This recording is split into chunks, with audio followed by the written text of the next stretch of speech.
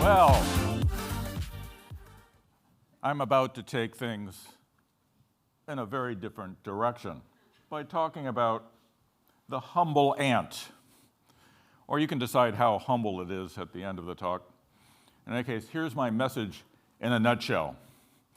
Human nations are not alone in our capacity for global conquest and environmental destruction. Certain ants with societies of billions are doing the same thing right now. Whew. Okay, ready for this? What is a society? We're talking about groups with clear memberships that last through the generations and have a territory. And humans have always lived in societies. I've had the good fortune to be with hunter-gatherers and tribal societies, and of course we now have our vast nations, but a number of different animals have societies as well. And I'm studying some of those with Templeton Foundation support now. They include rather obvious cases like monkey troops and lion prides, but all the way down to the humble ant with its colonies. And when I first started to think about societies, I realized that this is the most amazing thing in the universe. Have you been in one of these things? You can order a beverage and not want to run away in terror or kill everyone in the room. This would be impossible for a chimpanzee. A chimpanzee has to know everyone it encounters. Chimpanzee societies do not allow for strangers. And that's a fundamental difference between the societies of humans and those of many other species. It turns out that ants do allow for strangers in their societies. Ants have a national flag. It's a body odor. We professionals call it a BO. And I guess this body odor, if you have it, you're golden. If you don't, you're in trouble. Because ants allow for strangers as members of their societies, ant colonies can sometimes grow immense in certain species. Here I am clambering about on a leafcutter colony down in French Guiana, the size of a tennis court. It probably has could have a couple million workers in there.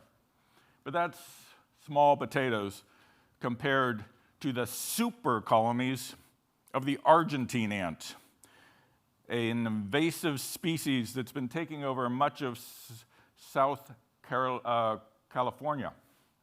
Now, if you live in San Diego all the way up to San Francisco, you know the Argentine ant. In San Francisco, it's going to be all over your yard and likely invading your kitchen right as we speak. Take one of those ants from San Francisco and drive it 500 miles south to the border where a Mexican official is going to ask to see your passport, drop off the ant, and it's still going to be fine because the ants there have the same passport, the same identity, belong to the same super colony as the ones in San Francisco. Take that same ant, though, and carry it up near San Diego and past a borderline that you can't see, but the ants judge with their lives, drop it there, and it's torn to pieces. That borderline lies just beyond this curb in this neighborhood here. It's being studied by David Hallway. If you peel back the grasses in that yard, you will find underneath just piles of dead ants that extend for miles. It turns out that, it's good that you don't hear ants scream, I'll just say that. Because probably 1 million Argentine ants are being killed along that border every week in these upper middle class neighborhoods. It turns out all of Southern California is occupied by just 4 super colonies of Argentine ants. The biggest one is the one I described that extends from San Francisco to the Mexican border. It probably contains, 1 trillion ants. How did this happen? How does this work? But keep this in mind. Only certain ants and humans have societies capable of growing without bounds. And each of those super colonies absolutely controls the environment that it occupies. It drives away to extinction any ant species that are native, including many that do good for the environment. It scares off bees and other pollinators from native plants and agricultural crops. It kills the seeds of many of those plants. And it harries to death species like this horned lizard, which is gradually going extinct in California. So how did this horrific creature arise? It turns out, to figure it out, you have to go down to its native land, which is the Paraná River Basin, centered in Argentina, South America, which is where I took this picture of the Argentine ants happily devouring a piranha down by the riverbanks. Everybody's getting ready for lunch, right? So this particular river basin is the home base of some of the worst invasive species in the world of ants. The worst invasive ants include, in this picture, the Argentine ant down below attacking a fire ant in the top of the frame. If you live in the American South, you're well aware of the fire ant. It controls the American southern states, much like the Argentine ant has taken over California.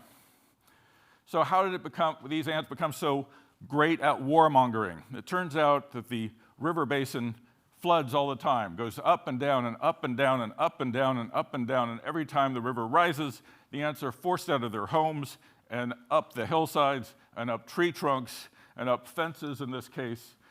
And when it goes back down again, they have to establish their territories from scratch with full-bore warfare again and again and again, and practice makes perfect.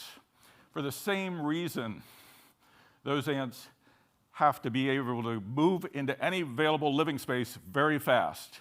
So if a boat pulls up in the Paraná River, they're up the gangplank and being carried around the world to places like here, Monaco, where they just start conquering anew. And it turns out that 4,000 kilometers of European coastline is occupied not just by the Argentine ant, but the very same super colony, the same society that controls most of California. Woo! Them, the movie Them, you got to see it, it's a great movie, but science fiction has it that ants can only achieve global domination if they grow huge. That's total malarkey. Malarkey, they use the word malarkey around here? Yeah, okay. That's total malarkey. Ants get their superpower from being tiny and absolutely everywhere all at once. Think about it. It takes tens of millions of Argentine ants to weigh as much as a human being. So imagine that you could dispense with this lumbering, cumbersome, huge body whenever you wished by dissolving it into tens of millions of ants and explore the world around you. Wow, wouldn't that be great? Okay. Yeah, well, this superhuman, and we'll talk about this as a Superman because it is.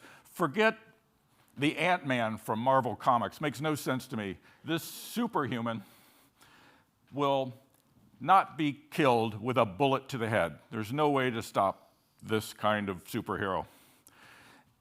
You can step on Argentine ants all day, and they just keep coming. And that's how they absolutely come to control the world at our feet. And they do so in much the same way that human empires always have, by aggressive expansion and destruction of the enemy. Go to the ant, thou sluggard, consider her ways and be wise. That's in the Bible. King Solomon was right about the ants that he knew back then, but he'd never had met the Argentine ant.